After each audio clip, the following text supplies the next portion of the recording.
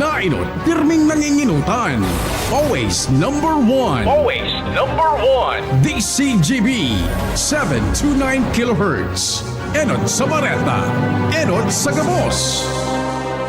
Ang DCGB aktibong miyembro o yan kan kapisanan ng mga broadcasters ng Pilipinas ang KBP, Philippine Standard Time hali sa Pag-asa, sakto alas 5 ang hapon. Alas 5 ng hapon, oras na para aramon ang mga maiinit na bareta kanal daw na maruluan sa agas sa mga periodiko, radyo asin telebisyon. Erot na madadangog ngunyan sa DZGB Bareta alas 5. Mga bareta ngunyan para sa aga. Erot na tinipon sa DZGB Newsbase. DZGB Bareta alas 5. Kaiba ang field reports kan Mega Force Patrol. Hali sa iba-ibang parte kanalbay asin Kabikolan. Ngunyan, uya ang sa idong tagapagbareta.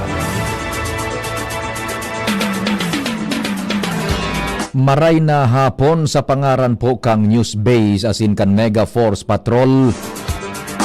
Ako po ang sa indong magiging tagapaghatod bareta si Pio Fernandez digdi po sa DZGB mga bareta ngunyan para sa aga. DZGB garantisadong bareta. Enot sa detalyes ka na bareta sa lado nasyonal.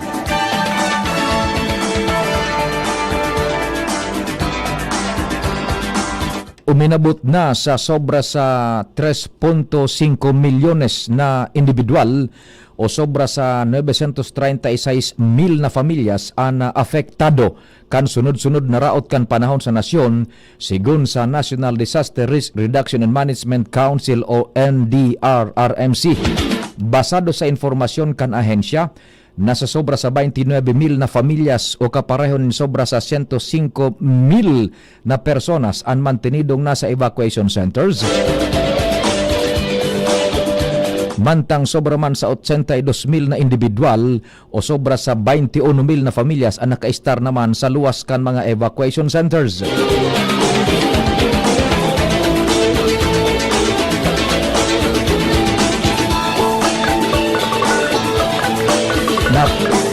Napag-araman na ang pinakamalalang tinamaan kan bagyo o ang rehiyon Bicol na maabot sa sobra sa 1.2 milyones na individual ang naafektaran.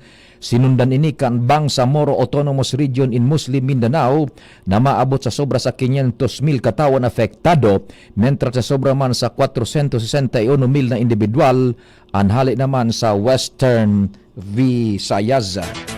Mientras tanto, mantinidong 27 ang narehistrong nagadan sa tulong na kaaging bagyo kung saan apat sa mga ini ang validated, mantang 16 man ang pinaghanap asin 33 na individual ang lugadan.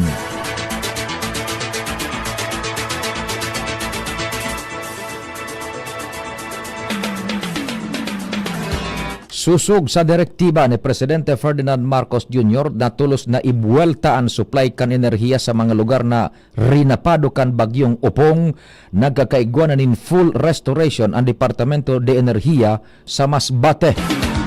Sigun sa DOE, nakipagkoordinar na sinda sa Regional Office kan Defensa Civil para sa mas makaskas na operasyon na maibuwelta ang supply kan kuryente sa nasabing probinsya. Dagdag pa kan DOE na pig-aktibar na ang task force kapatid kang National Electrification Administration para magpasiring sa mga electric cooperatives duman sa Masbate tanganing tabangan ang nasabing lugar. Sa giraray man na siniguro kan DOE na maibibultan supply kan kuryente sa bilog na probinsya sa mas lalong madaling panahon.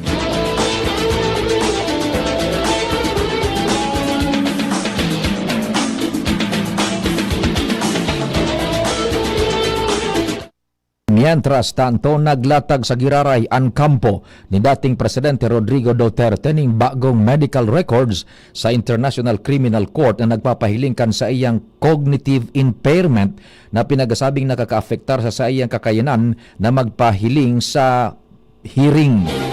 Sigun sa 5 pahinang dokumento na permado ni Abogado Nicholas Kaufman, lead counsel ni Duterte kasuhapon, ang pagsumitir katakod kan hagad kan defensa na hilingon ang legal competency kan dating presidente bago ang confirmation of charges hearing. Dahilan kay ni naghagad ang depensa na suspenderon mo nan an anuman na legal na prosedimento sagkod na ma-review ang kabus na medical records ni Duterte kay banan ang report kan Hunyo 23 na nagsusuporta sa findings kang nainot na ebaluasyon kang Mayo 29. Magigiromdoman na enot ng ipinag-uktaba kan ICC ang nakatalaan na confirmation of charges hearing kan September 23 matapos na ipirit kan depensa na si Duterte an unfit to stand trial asin nadidipisilan sa pagrumdum nin mga detalyes petsa asin maging miyembros kan sa iyang familia.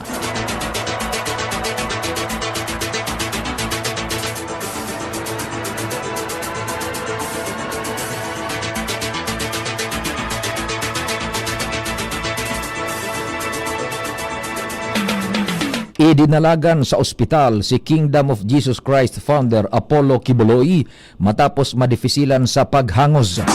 Sigun kay Bureau of Jail Management and Penology spokesperson Jail Superintendent J. Rex Bustinera, na-diagnose si Kibuloy nin community-acquired pneumonia na moderate risk. Si Kibuloy sarong Pasig City Jail detainee. Sinabi man ni Bustinera, tulos man na nainformaran ang Regional Trial Court 159 sa Pasig City anan kakapot sa kaso ni Kibuloy sa kondisyon kan detainee. Mientras tanto, inabesuhan kan Malacanang si dating Ako Bicol Party List Representative Zaldico na hampangon asin simbagon ang mga aligasyones laban sa iya katakod kan anomalya sa flood control projects. Sigun kay Palace Press Officer Abogada Claire Castro, mas maray na ipaliwanag ni Ko an sa iyang lado asin da ipaglikayan an issue. Dagdag pa niya kung masasangatan nin kaso, ang nagdimitir na kongresista, dai niya ini madudulagan asin dapat na ipaglaban an sa iyang derechos gamit ang ebidensyang kaput niya.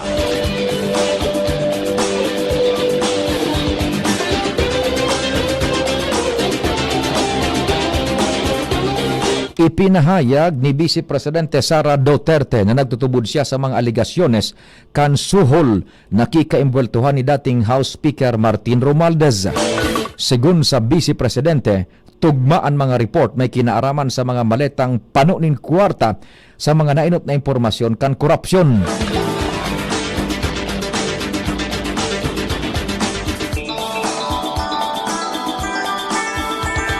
Naunambitan man kaini ang desisyon kan Delaware Court sa kaso kan Okada, Manila kung saan paurutro na nagbubutwa ang pangaran ni Romualdez.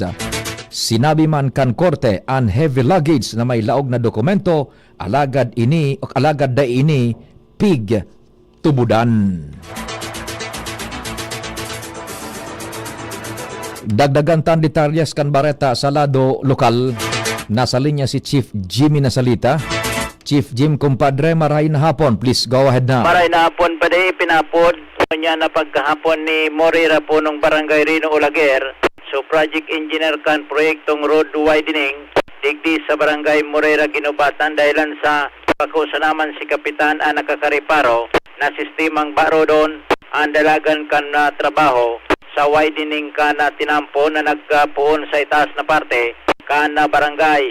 Bilang paliwanag, kan DPWH nangyaring medyo mababloy ang dalagan ka na trabaho ang rason kikulang ni delivery ni na mga gapo asin iba pang aggregate sa pagsabing bawal pan heavy equipment na mag-operate sa pamitisan kan bulkan dahilan sa existido pa ang executive order ni Gobernador Noel Rosal na habang daipanin go signal dainguna nin hiriroan ang mga heavy equipment sa pamitisan kan Bulkang Mayon.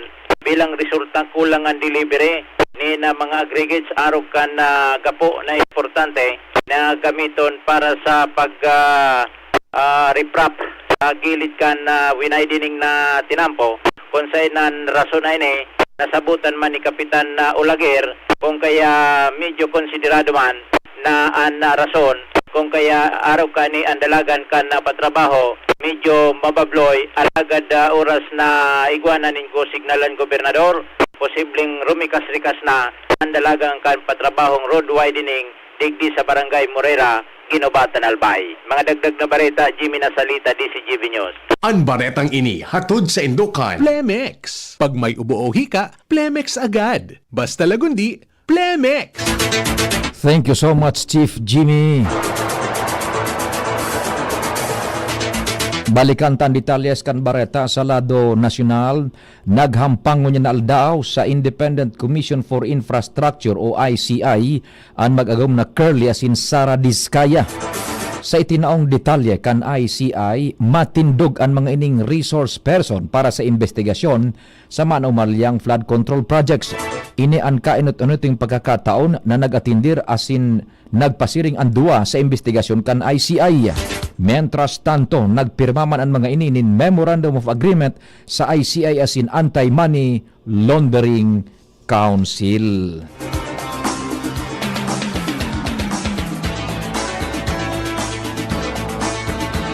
Tinaawan linaw ni Independent Commission for Infrastructure o ICI Executive Director Attorney Brian Hosaka na bako duplikasyon ang investigasyon kan ICI sa pinagigibong pag-iimbestigar kan Departamento de Justicia sa maanumalyang flood control projects. Sigun kay Hosaka, dakulang bagay ang mga dokumentong ipigtatao sa ICI kan Departamento de Justicia tangani mas mapagabat pa ang mga kasong isasangat laban sa mga involto sa korupsyon. Sinabi pa kaining bukas ang komisyon sa pakikipagtabangan sa anuman na ahensya kan gobyerno tangani mas dakul sindang matipo ng mga ebidensyas. Katakod kainin nanindugan man ng ICI sa transparent na investigasyon kan komisyon. Dagdagan tapan detalyas kan bareta sa lado lokal. Nasa linya man si Angel Mustaza. Angel, maray na hapon. Please go ahead. Marahay na hapon, Sir Pio. Sa mga dugang tawa pong bareta, nagpadarana ang National Food Authority o NFA Bicol in Vicentes ni Sako ng Bagas sa probinsya kan Masbate muna na pagkaldawa. Sigon sa nasabing ahensya, ang nasabing Sako ng Bagas, ano sakay kan apat na traka na nagbiyahe pasiring sa probinsya kan Masbate kung sa ini ang primerong batch kan kabilugan ng 5,000 na sako ng bagas na nakatalaan ng padarasa ng sabing probinsya bilang pagsuporta man sa nagpapadagos sa relief operation kan man iba-ibang ahensya kan gobyerno. Katakod kini siniguro kan NFA Bicol na padagos ang sa isang koordinasyon sa mga lokal na gobyerno asin mga ahensyas para masiguro na may sufficienteng supply ng bagas at pagkaon man ang mga pamilyang naapektaran kan bagyo sa nasabing ang probinsya. Madagdag na bareta, Angel Mustaza, DCGB. Thank you so much, Angel. Mientras tanto, ipigtaong kwenta kan House of Representatives sa Departamento de Justicia asin Independent Commission for Infrastructure at magiging sunod na lakdang para kay dating Congressman Zaldico. Sigun kay House Speaker Faustino D. III, nabigla siya sa pagdimitir sa pwesto ni Ko dahil handa ko ta siya na umuli ini matapos niyang bawion ang travel clearance asin tawaning deadline nin sakod kasudma para magbuelta sa Pilipinas. Napag-urunan man ninda ni House Committee on Ethics Chair J.C. Abalos na patawan ning suspension si Ko kung dain nag-uli bago ang expulsion. Sinabi naman ni Abalos, maski pa nagdimitir na sa pwesto si Ko, dahil man exempted sa accountability sa issue kan anomalya sa flood control projects.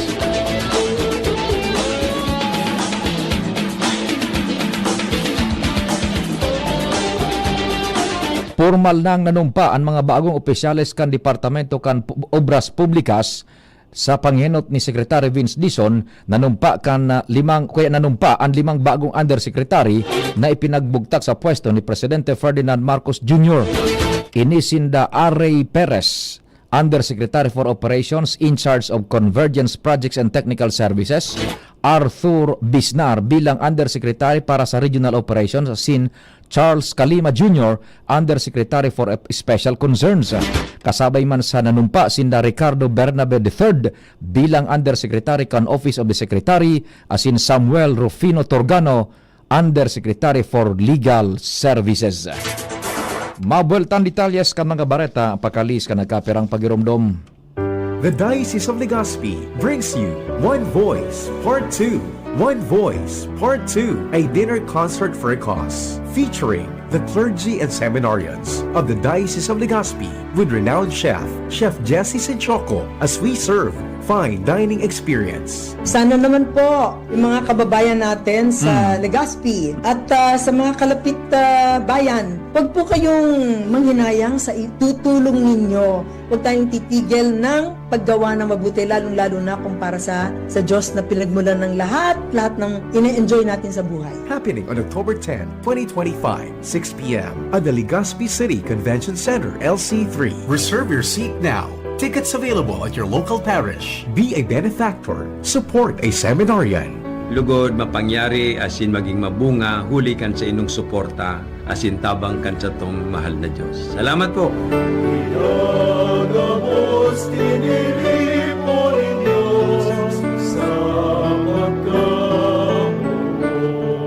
Pre, makinig ka muna.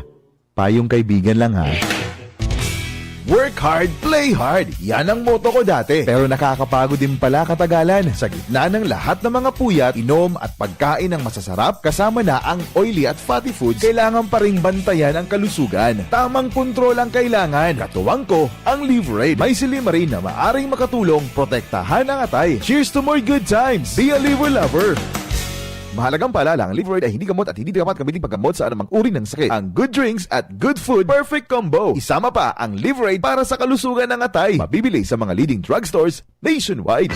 Realize true comfort and relaxation at Dorotea Resort and Spa, a perfect venue for family outings, couple retreats, and various functions such as weddings, birthday parties, corporate seminars, and conferences. Dorotea Resort and Spa. We have backpackers rooms, standard rooms, deluxe, suite, and a penthouse. Also, relax and rejuvenate with our spas and invigorating treatments, services, and facilities. Dorotea Resort and Spa, Kahugutan, Bakakay, Albay. For reservation, contact us at 0917-777-5734. Find us on Facebook, Dorotea Resort and Spa. Relax, rejuvenate, and enjoy. Only here at Dorotea Resort and Spa.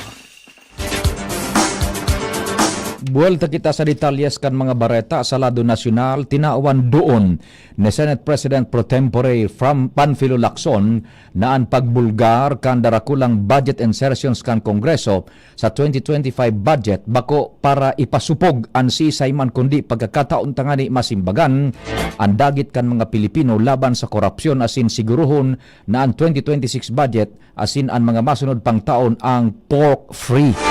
Ipinaliwanag ini ni Lacson sa mga pag-iribang senadores sa ginibong caucus kasuhapon kung saan nagpahayag ang nagkapiranin pagkadit na posibleng maafektaran ang institusyon dahilan sa pagbulgar niya kan mga insertions. Sinabi man ni Lacson na dapat magserbi ining pagkakataon na ang Senado ang mangenot asin magtao nin halimbawa para sa sarong tunay na transparent na budget. Dagdag pa niya na malinaw asin pangenot na mensahe kaini ang paglikay o kaya pagbawas sa pagmaniobra kan budget kan nasyon, lalo na kung ang kabalyo kaini ang mga proyektong may foreign assistance para sana maaprubaran o kaya mapaboran ang mga pet projects. Nagpatanid man ang senador na posibleng maging patanid sa ekonomiya o kaya patakot sa ekonomiya ang mga questionabling insertions dahilan taan mga pundong nagigilid sa una iba ang direksyon, ana paduman dapat sa mga programang pang-infrastruktura na maingat na pinagplano asin pinag-adalan sa level kan barangay, syudad asin rehiyon. Dagdag pa ni Lacson na kung ang local counterpart funds para sa mga proyektong may foreign assistance ang babawasan sana para sa mga pet projects, posible kaining maikaag sa alanganin ang proyekto asin magdara nin kasusupgan sa Pilipinas sampang kan mga dayuhan na katabang.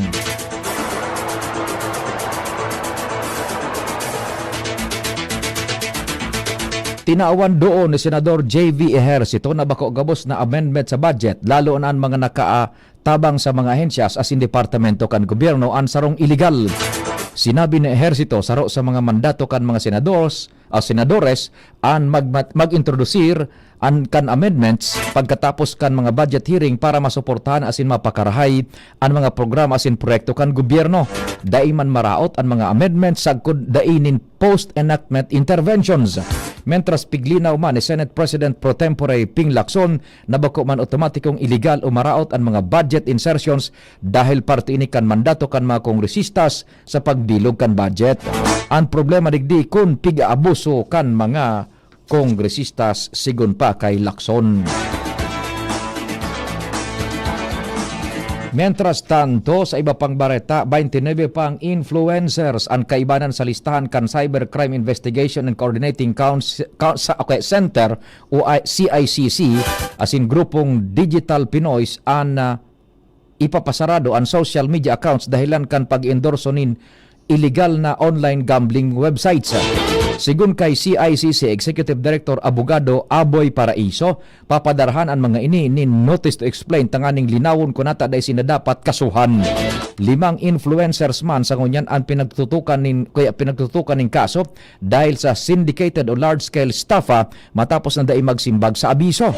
Kaiba na sa indang aktibidad ang content promotion, live stream endorsements asin pagpahiwas nin referral links.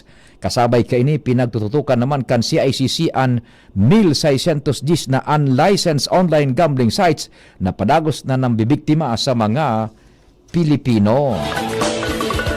Ultimong detalyes kan bareta, welcome kina Tingog Party List Representatives Yeda Marie Romualdez, Andrew Julian Romualdez asin Jude A. Asidre ang pagpirma ni Presidente Ferdinand Marcos Jr. sa Akta Republika Numerado 12288 o Career Progression System for Public School Teachers and School Leaders Act na sarong makasaysayan na reforma na iyuan mayor na author sa Kamara. Katuyuhan kan lay na maglatag nin malinaw na sistema para sa competency-based promotions asin pantay na aumento sa sweldo kan mga paratukdo. Kasabay sa mga bagong posisyon na binilog ang Teacher 4, Sagkod 7 asin Master Teacher 2, Sagkod Master Teacher 5 na nagdataon ng dagdag na pagkakataon para sa profesional na pag-uswag asin patas na oportunidad para sa promosyon. Sigun kay Representante Yeda Marie Romualdez, dakudang benepisyo ang hatod kaini sa parehong mga paratukdo asin mga estudyante. Tinaawan doon naman ni Representante Andrew Julian Romualdez, Vice Chairperson kan House Committee on Higher and Technical Education, ang transparency na nakapalaman sa lay. Sinabi naman ni Representante Jude Asidre, Chairperson kan nasabing komite asin Co-Chairperson kan EDCOM 2, ang mas mahiwas na reforma tanganing ibalik ang paggalang sa propesyon kan pagtutukdo. Sa pangarang ka, nagsururat kan informasyon sa Panginot ni News Director Mardila, Jen Matthew Balyaran, Nicole Ann Gloriani, Mega Force Patrol, kumpadreng Nal Baldo sa Master Control, sa IT si Jerome Nico Martinez.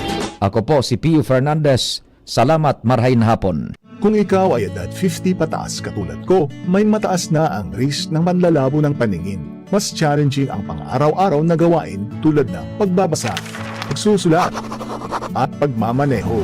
Ang Optin ay may lutin na maaaring makatulong sa kalusugan ng mata, nilalaban